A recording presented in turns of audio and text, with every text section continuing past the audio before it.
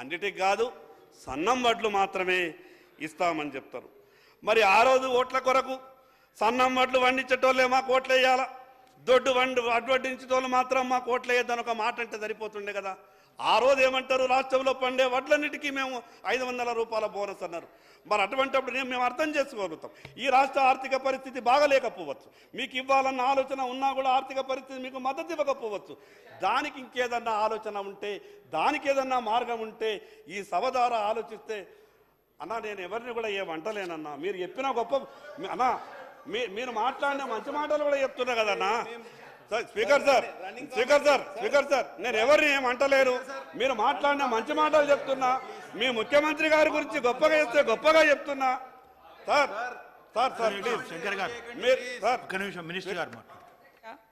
ఇప్పటిదాకా శంకరన్న గారు చాలా విషయాలు చెప్పిండ్రు. 10 సంవత్సరాల కాలంలో ఎన్నో వస్తువులకు ధరలు పెరిగినాయి. గత 10 సంవత్సరాల క్రితం ఇచ్చిన 200 పెన్షన్ ఇప్పటి వరకు సెంట్రల్ గవర్నమెంట్ రిలీజ్ చేస్తుంది. ఓల్డ్ ఏజ్ వాళ్ళకు, అదేవిధంగా ఇతరులకు ఎక్కడ కూడా పెంచలేదు. అదేవిధంగా 2019 బడ్జెట్ మేనిఫెస్టోలో 60 సంవత్సరాలు నిండిన రైతులందరికీ కూడా మేము పెన్షన్స్ ఇస్తామని చెప్పారు. ఆ ఎన్నికలలో గెలిచారు. మళ్ళా అక్షింతలు ఇస్తే చాలా అనుకున్నారో ఏమో, మరి అక్షింతలు పంచారు సార్, అదేమైందో ఏమో, 8 సీట్లు ఇచ్చారు. మరి మొన్న ఇచ్చినటువంటి బడ్జెట్లో మీరు ఏమి ఇవ్వలేదని ప్రశ్నిస్తే, మీరు తెలంగాణ బిడ్డగా ఇక్కడ గొంతు ఇప్పాలంటే మీరు ఎంతసేపు సెంట్రల్కు మద్దతుగా మాట్లాడడం ఇది కరెక్ట్ కాదు. ముఖ్యంగా ఈరోజు గవర్నమెంట్ నుంచి మనం ఆశిస్తూ ఉన్నాం, సెంట్రల్ గవర్నమెంట్ మనకు రావాల్సినటువంటి వాటా ఇవ్వాల్సినటువంటి అవసరం ఉంది అని. దాన్ని మీరు మాట్లాడకుండా మమ్మల్ని పదే పదే నిందిస్తూ ఉన్నారు. అదే కాకుండా గ్రామ పంచాయతీలకు కూడా డిసెంబర్ నుంచి 378 కోట్ల రూపాయలను కూడా రిలీజ్ చేయడం జరిగింది సార్.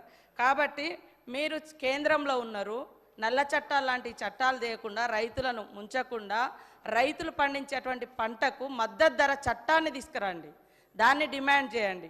అదేవిధంగా విభజన చట్టంలో పెట్టినటువంటి ఏవైతే ఉన్నాయో ఒక పక్షాన్ని ఇచ్చిర్రు, ఈ పక్షాన కూడా ఇవ్వండి అనే మనం తీర్మానం చేయడం జరుగుతుంది.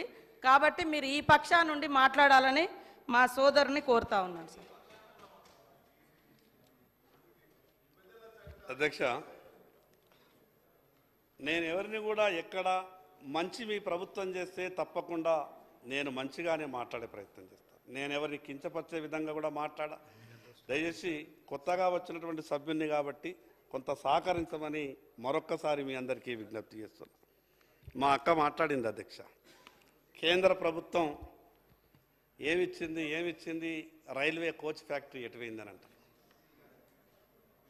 రైల్ మ్యానుఫ్యాక్చర్ యూనిట్ అనేది అక్కడ ప్రారంభమైంది.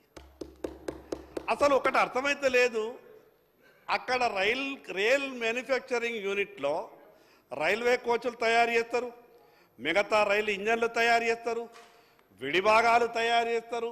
ఇవన్నీ తయారు చేసే ఆర్ఎంఈ ప్లాంట్ వచ్చిందనంటే లేదు మాకు ఇదెందుకు, మీరు కోచ్ ఫ్యాక్టరీ అన్నారు కదా అంటే ఒక కోచ్లే తయారు చేయాలా.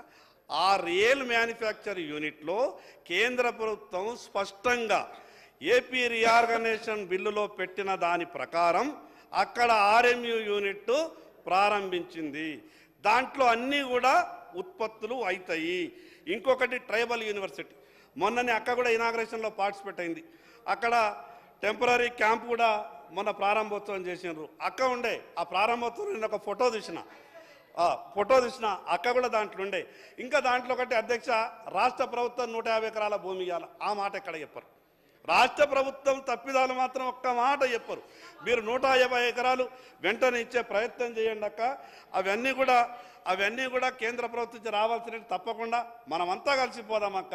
ఈ రాష్ట్ర ప్రయోజనాలు ఎక్కడ అవసరం ఉన్నా ఈ రాష్ట్ర ప్రయోజనాల కొరకు ఎక్కడ నుంచి ఏ రూపాయి వచ్చే అవకాశం ఉన్నా తప్పకుండా పూర్తిగా మనమంతా కలిసి పనిచేద్దాం. ఇంకొక గొప్ప ఆశ చెప్పిన అధ్యక్ష, రైతులకు అన్ని పంటలకు బీమా పథకంలో ప్రభుత్వమే ప్రీమియం చెల్లిస్తామని. నిజంగా ఇది చాలా మంచి పథకం. ముఖ్యమంత్రి గారికి నేను ధన్యవాదాలు తెలియజేస్తా ఉన్నా. రైతు తన ప్రీమియం కట్టుకోవాలంటే చాలా ఇబ్బంది పడుతున్నాడు అధ్యక్ష. నేను ఎందుకంటే ఈ ఫసల్ బీమా గురించి కొంత పోరాటం చేసినటువంటి వ్యక్తిగా చెప్తా ఉన్నా. ప్రభుత్వం ఒక పక్క ఫసల్ బీమా అమలు చేస్తామంటది, కానీ ఇది జూలై అయిపోతుంది, ఆగస్టులో అడుగు పెడతాం. ఇప్పటికీ రాష్ట్ర ప్రభుత్వం రైతుల తరపున మేము ప్రీమియం కడతామని చెప్తున్నారు తప్పితే మేము కేంద్ర ప్రభుత్వం పెట్టినటువంటి ఆ ఒక్క గొప్ప పథకంలో మేము భాగస్వామ్యం అవుతామని చెప్తున్నారు. కానీ ఎట్లా అమలు చేస్తారు, టెండర్లు ఎప్పుడు పెడతారు, ఎవరిని వెలుస్తారు, ఏ పంటలకు ప్రీమియం కడతారు, ఇప్పటిదాకా దాని మీద క్లారిటీ లేదు. అదేవిధంగా అధ్యక్ష, ఉపాధి హామీ గురించి దయచేసి దీని మీద చాలా సీరియస్గా సభ్యులంతా కూడా ఆలోచించాలా.